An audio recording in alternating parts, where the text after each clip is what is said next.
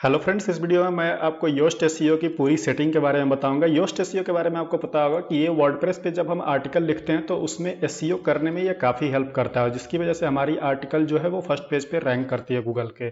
तो Yoast SEO की setting कैसे करनी होती है वो मैं आपको इसमें डिटेल में बताऊंगा। तो फ्रेंड्स, यहाँ पे हम सबसे पहले अपने प्लगइन पे आ जाएंगे। अगर आपने इंस्टॉल नहीं किया हुआ है तो आपको अपना प्लगइन इंस्टॉल कर लेना है। आपको प्लगइन पे आकर के यहाँ पे ऐड न्यू पे आपको क्लिक कर लेना है और यहाँ पे आप ऐड न्यू पे आकर के आप क्या करोगे कि यहाँ सर्च प्लगइन में जाओगे यहाँ पे और यहाँ पे योस्ट एसईओ जो है वो लिख करके सर्च कर लोगे। ठीक है, तो योस्ट एसईओ जैसे ही आप सर्च करोगे तो यहाँ पे आपको योस्ट एसईओ आ जाएगा। मेरा इंस्टॉल्ड है। ठीक है, आपका अगर इंस्टॉल नहीं है तो इंस्टॉल नाउ पे कर लेना है। ठीक है, तो जैसे कि योस्ट एसईओ यहाँ पे देखिए इंस्टॉल नाउ यहाँ पे आ रहा है, तो यहाँ पे इंस्टॉल नाउ आपको कर लेना है। ठीक है, तो अब योस्ट क्या है कि फ्री और प्रीमियम दोनों वर्जन में आता है। तो एक्चुअली हमें जो वर्डप्रेस पे यूज करना होता है उसके लिए फ्री जो होता है वो काफ़ी होता है, प्रीमियम की हमें ज़रूरत नहीं होती है। तो आपको सिंपली आपको जो है फ्री वाला वर्जन जो है इंस्टॉल नाउ करके एक्टिवेट कर लेना है, ये आपका हो जाएगा। अब उसके बाद चलते हैं सेटिंग पे। सेटिंग करने के लिए आप एक तो इंस्टॉल करने के बाद आप चाहो तो डायरेक्ट वहाँ सेटिंग पे जाकर के एक तो इंस्टॉल करने के बाद आप डायरेक्ट चाहो तो सेटिंग पे जाके इंस्टॉल कर सकते हो, या फिर आप देखोगे तो साइड में यहाँ पे आपको जो है एक यहाँ पे योस्ट का टैब बन जाएगा। अब इस पे आप क्लिक कर लोगे। ठीक है, इस पे क्लिक करोगे तो सबसे पहला अभी इस पे क्लिक करोगे तो सबसे पहला जो ऑप्शन आएगा वो आएगा जनरल का। तो जनरल में आप देखोगे यहाँ पे आपको जनरल में कोई सेटिंग करने के लिए नहीं मिलता है। यहाँ पे सबसे जो दूसरा टैब आपका होगा वो फीचर्स का होगा। तो फीचर्स पे आपको क्लिक करना है और वहां पे आपको जो सेटिंग करना है उसमें क्या क्या करना है, तो सारे सेटिंग्स यहाँ पे आप देखोगे तो इसको ऑन रखना है। अब सिर्फ आपको एडमिन बार मेन्यू को ऑफ रखना है, बाकी सारे सेटिंग जो है वो ऑन रहेंगे। अब दूसरा एक और यहाँ पे चीज मैं बता दूं, जैसे कि एक्सएमएल साइट मैप यहाँ पे दिया हुआ है। तो साइट मैप जैसे वर्ड ब्लॉगर हम यूज करते हैं तो उसके लिए हम अलग से साइट मैप जनरेट करते हैं, लेकिन यहाँ वर्डप्रेस के लिए हमें अलग से साइट मैप जनरेट नहीं करना होता है। यहाँ पे आपको यहीं पे मिल जाता है, जैसे enable the XML site map that Yoast SEO generates. तो यहाँ पे आप क्या करोगे, see the site XML site map करोगे तो ये आपका साइट मैप यहाँ पे खुल जाएगा। अब आपको ये वाला जो लिंक है इसी को आपको कॉपी करके आपको अपने कंसोल में पेस्ट कर देना है। ठीक है, तो ये हो गया। उसके बाद वेब मास्टर टूल तीसरा टैब है।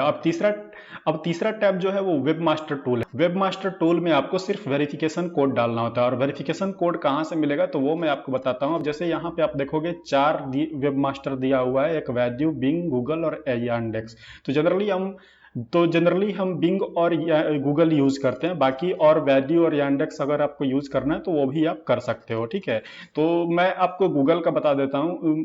तो मैं आपको गूगल का यहाँ पे बता देता हूँ। ठीक है, तो गूगल वेरिफिकेशन कोड आपको कैसे करना है, तो सिर्फ आपको यहाँ पे गूगल सर्च कंसोल जो लिखा हुआ है इस पे आपको क्लिक कर लेना है।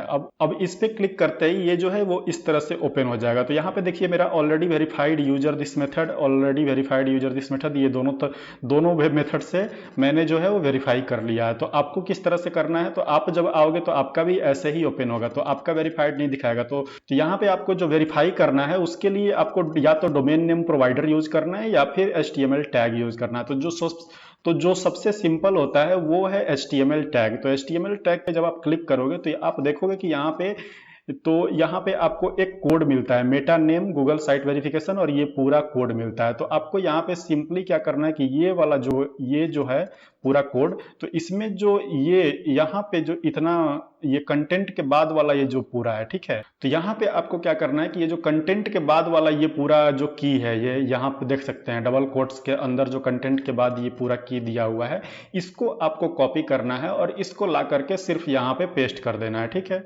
ये यहाँ पे पेस्ट कर देना है। और दूसरा ये वाला जो कोड है वो अब जब आप गूगल सर्च कंसोल में साइट को वेरीफाई कर रहे होगे तो वहां पे ये कोड आपको दिया होगा ऐड करने के लिए। ठीक है, तो कोड को अपने वर्डप्रेस में कैसे ऐड करना है, उसके लिए आपको जो है अपने वर्डप्रेस पे एक प्लगइन इंस्टॉल कर लेना है, जिस प्लगइन का नाम है यहाँ पे मैं दिखा दूं तो इंसर्ट हेडर एंड फुटर। ठीक है, तो ये वाला प्लगइन आपको इंस्टॉल कर लेना है। अब इंस्टॉल करने के बाद जब आप इसको क्लिक करोगे तो ये देखोगे कि आपको इस तरह से ओपन हो जाएगा, ऐसे ओपन हो जाएगा। ठीक है, तो अब यहाँ पे आप देखोगे कि मैंने ये गूगल का कोड यहाँ पे मैंने लगाया हुआ है, ये पूरा कोड आपको ला करके पेस्ट कर देना है। ठीक है, अब वर्डप्रेस में अगर आपको कोई भी कोड हेडर, फुटर या बॉडी में ऐड करना है तो उसके लिए आपको अपने थीम को एक्सेस करने का या PHP कोड एक्सेस करने का कोई जरूरत नहीं है। यहाँ पे सिर्फ आप इस प्लगइन के थ्रू आप जो कर सकते हैं। तो इस प्लगइन में आपको जो है 3 ऑप्शन मिल जाते हैं, वहां पे डायरेक्टली आपको जा करके कोड को डाल देना है। जैसे हेडर में पेस्ट करना है, जैसे स्क्रिप्ट इन हेडर यहाँ पे लिखा हुआ है, तो यहाँ पे देखिए मैंने हेडर में इतने सारे कोड जो है वेरिफिकेशन वाले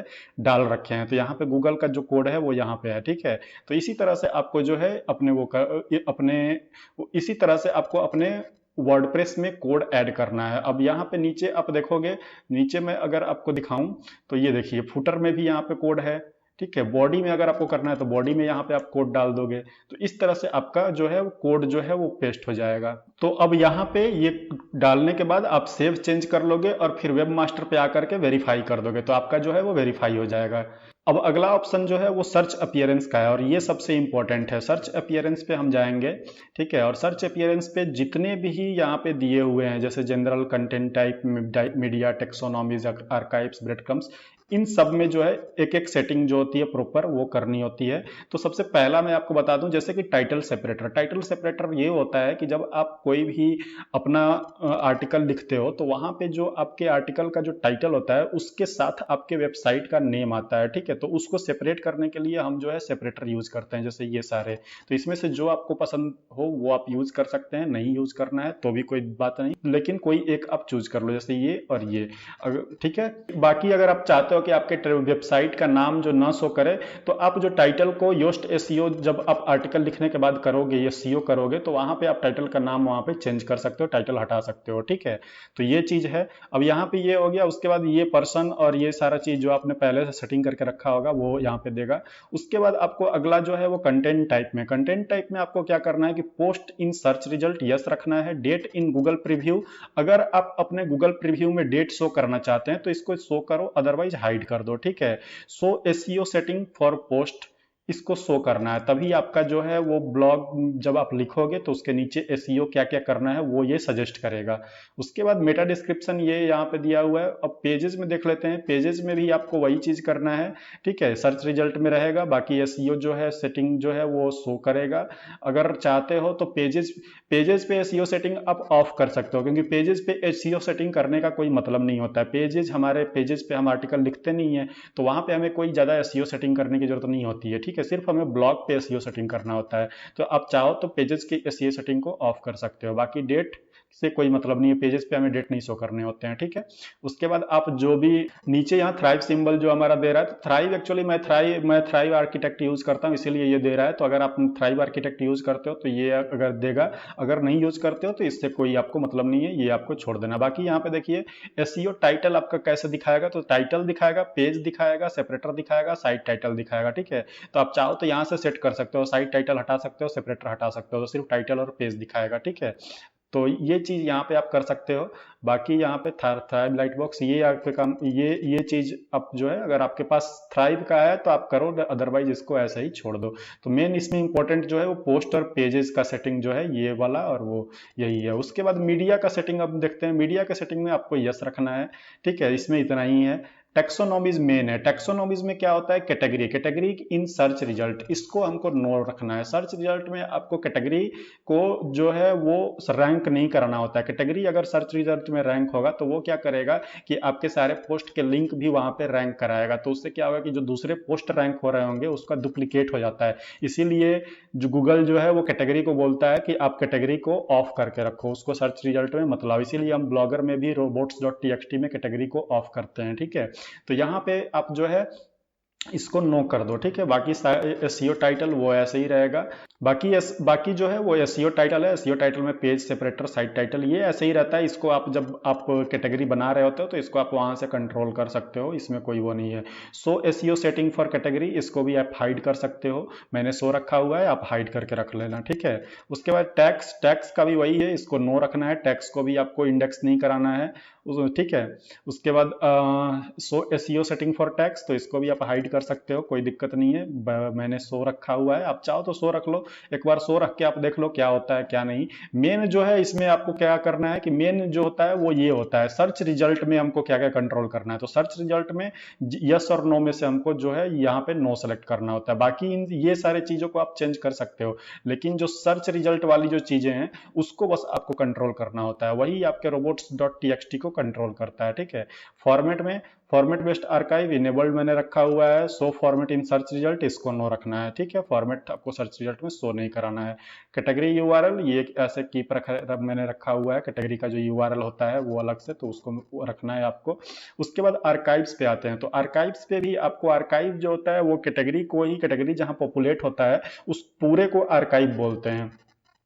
तो यहाँ पे आर्काइव को भी डिसेबल रखना है। ठीक है, इसको इनेबल नहीं रखना है। डेट आर्काइव सेटिंग जो है इसको भी डिसेबल रखना है। उसके बाद सोशल पेजेस जो है तो ये ऐसा ही, इसको आप कंट्रोल कर सकते हो, इसको आप कभी भी कंट्रोल कर सकते हो। इसमें ये साइट टाइटल हटा दोगे तो साइट टाइटल नहीं आएगा, सेपरेटर हटा दोगे तो सेपरेटर नहीं आएगा। ठीक है, पेज हटा दोगे तो ये आपके ऊपर डिपेंड करता है कि आप क्या क्या अपने पेजेस पे रखना चाहते हो। ठीक है, तो इसको वो कर दोगे। उसके बाद ब्रेड क्रम्स पे देखते हैं, तो ब्रेड क्रम्स भी आपको जो है वो डिसेबल रखना है, इनेबल नहीं रखना है। तो ब्रेड क्रम्स को भी आपको जो है रैंक नहीं करना होता है। ब्रेड क्रम्स जो है बेसिकली गूगल ब्रेड क्रम्स का एरर देता है कंसोल में। ठीक है, तो इसीलिए आपको यहाँ से डिसेबल करना होता है। ब्लॉगर में हम क्या करते हैं, ब्रेड क्रम्स के का जो एरर होता है तो वहाँ पे जो कोड होता है उस कोड को चेंज करते हैं, schema.org लगाते हैं। लेकिन यहाँ पे क्या करना है, इनेबल और डिसेबल में से आपको डिसेबल कर लेना है और सेव चेंज कर। बाकी आरएसएस में आपको कोई खास वहाँ पे नहीं है। आरएसएस अगर आपको आरएसएस यूज करना है तो कर सकते हो, नहीं यूज करना है तो कोई बात नहीं। यूज करने के लिए कुछ नहीं करना होता है। यहाँ पे जो आरएसएस में आपका जो पोस्ट है उसका लिंक कैसे अपीयर होगा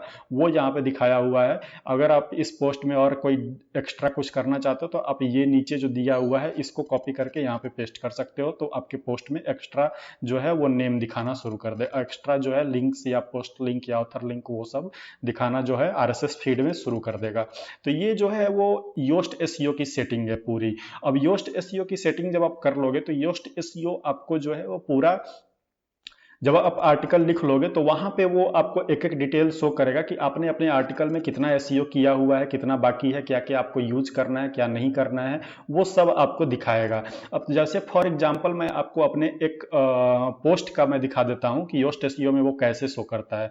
तो पोस्ट यहाँ पे मैं क्लिक कर देता हूं, तो यहाँ पे मैं पहले पूरा पोस्ट मेरा ओपन हो जाए, तो ये देखिए पूरा पोस्ट मेरा ये ओपन हो गया। तो इसमें देखिए इतने सारे पोस्ट हैं। ठीक है, तो इन पोस्ट में से अगर मैं आपको दिखाऊं तो ये पोस्ट में देखिए अगर आपका प्रॉपर एसईओ हो चुका है तो पोस्ट में आप यहाँ साइड में देखोगे तो यहाँ पे देखिए ग्रीन कलर का ये दिखाएगा। ठीक है, ये अगर दोनों ग्रीन है तो इसका मतलब ये समझ लीजिए कि आपका जो आर्टिकल है वो 100% जो है वो एसईओ हो चुका है उसका। ठीक है, तो अगर 80-90% एसईओ हो चुका होता है तो यहाँ पे ग्रीन और जो ये है वो शो करने लगता है। तो इसीलिए आपको जो है ये वाला जो चीज है आपको योस्ट एसईओ के थ्रू जब आप एसईओ कर रहे होते हो तो आपका जो पर्पस होता है कि ये जो बटन है इसको ग्रीन कर देना है। ठीक है, कैसे, तो यहाँ पे देखिए अब जैसे मैं और बता देता हूँ, जैसे कि मान लीजिए यहाँ पे एक अब मेरा आर्टिकल है तो ये 20 कॉमन हॉबीज, तो इसको मैं एडिट करके आपको दिखा देता हूँ। ठीक है, तो अब यहाँ पे देखिए कि मेरा पोस्ट जो है ये ओपन हुआ है और इसमें आप देखोगे तो ये देखिए ये आपको दिखाएगा,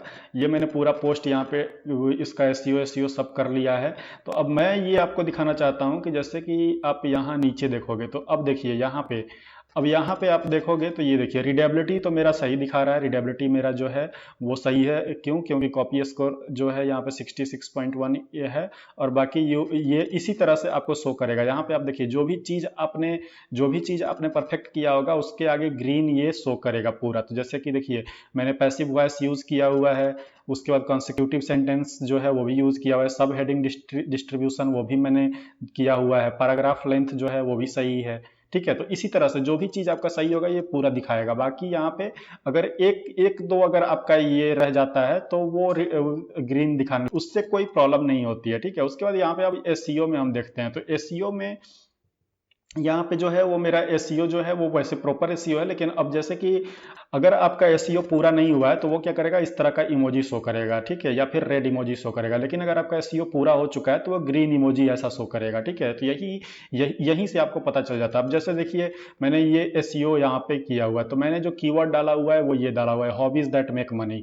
तो ये मेरा कीवर्ड है, ठीक है, लॉन्ग टेल कीवर्ड है, ठीक है। तो यहाँ पे आप देखिए मोबाइल प्रीव्यू और ये डेस्कटॉप रिजल्ट, तो मोबाइल प्रीव्यू। अब यहाँ पे आपको क्या करना है कि ये देखिए एसईओ एनालिसिस यहाँ पे है, तो इसको आप ओपन करोगे तो यहाँ पे देखिए ये सारे जो है वो दिखाएगा कि मैंने क्या क्या सही किया है और क्या गलत किया है। तो यहाँ पे आप देखोगे तो ये देखिए आउटबाउंड लिंक्स जो है मैंने दिया हुआ है बोथ, ये देखिए there are both no followed and normal outbound links, ठीक है। ये चीज आपको ध्यान रखना है, आपको नो फॉलो और डू फॉलो दोनों बैकलिंक्स लगाना है, ठीक। दोनों लिंक आपको आउटबाउंड लिंक्स जो होता है वो दोनों नो फॉलो और डू फॉलो दोनों यूज करना होता है अपने आर्टिकल में, तभी प्रॉपर एसईओ होता है। उसके बाद इंटरनल लिंक्स आपको लगाना है, की फ्रेज इन इंट्रोडक्शन, की फ्रेज जो भी आप यूज कर रहे हो वो लगाना है। उसके बाद यहाँ पे की फ्रेज लेंथ जो है वो सही होना चाहिए, सिनोनिम्स होना चाहिए आपके आर्टिकल में, ठीक है। ये लिखते समय आपको ध्यान रखना है, नहीं तो आप यहाँ से आप जो भी ये सजेस्ट करेगा वो देखो आप कर सकते हो देख के, ठीक है।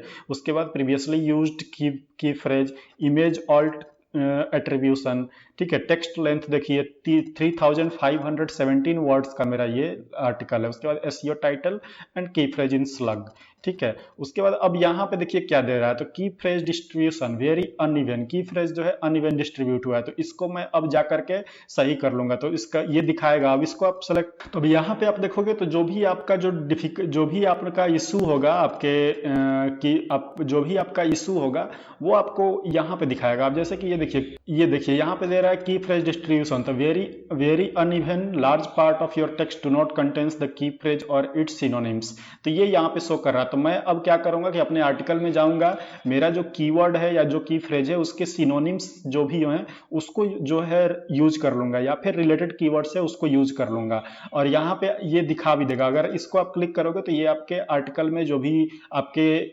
कीवर्ड होंगे उसको हाईलाइट कर देगा, ठीक है। उसके बाद दूसरा है की फ्रेज डेंसिटी, यहाँ पे देखिए मेरा है, तो की फ्रेज डेंसिटी क्या सजेस्ट कर रहा है मुझे, तो देखिए मेरा जो मेन कीवर्ड है फोकस्ड की फ्रेज, तो वो है 8 टाइम्स मैंने यूज किया हुआ है। लेकिन यहाँ पे ये क्या दे रहा है कि चूंकि 3500 का आर्टिकल है तो मुझे 13 टाइम्स यूज करना है, ठीक है। तो मैं क्या करूंगा और 5-6 बार जाकर के ऐड कर दूंगा अपने आर्टिकल में, तो इस तरह से मेरा जो है वो प्रॉपर एसईओ हो जाएगा। और ये जो है, और यहाँ पे आप देखोगे तो ये ग्रीन हो जाएगा, ठीक है। तो यही चीज जो है ये आपको जो है अपने आर्टिकल में इसी तरह से ये आपको हेल्प करता है। तो इसी तरह से योस्ट एसईओ जो है अपने आर्टिकल में आपको हेल्प करता है। तो आप जब भी आर्टिकल लिखोगे तो आप पूरा एसईओ जो है इसके थ्रू यहाँ पे कर सकते हो, ठीक है। ये जो ग्रीन दिखाता जाएगा तो समझ लीजिए कि आपका एसईओ जो है वो प्रॉपर होने लगा है, ठीक है। तो फ्रेंड्स ये जो है वो योस्ट एसईओ का प्रॉपर सेटिंग है। तो आई होप कि ये वीडियो आपको पसंद आई होगी, और इस वीडियो में योस्ट एसईओ की प्रॉपर इंपॉर्टेंट सेटिंग और योस्ट एसईओ कैसे काम करता है यही था। बाकी अगर कोई प्रॉब्लम होती है तो आपको टेलीग्राम ग्रुप का लिंक नीचे डिस्क्रिप्शन में मिल जाएगा, वहां पे आप मुझे कांटेक्ट कर सकते हैं। वर्डप्रेस या ब्लॉगिंग से रिलेटेड कोई भी प्रॉब्लम हो मैं आपका सॉल्व कर दूंगा, ठीक है। तो चलिए फ्रेंड्स मिलते हैं अपना नेक्स्ट वीडियो में, तब तक के लिए बाय बाय, टेक केयर।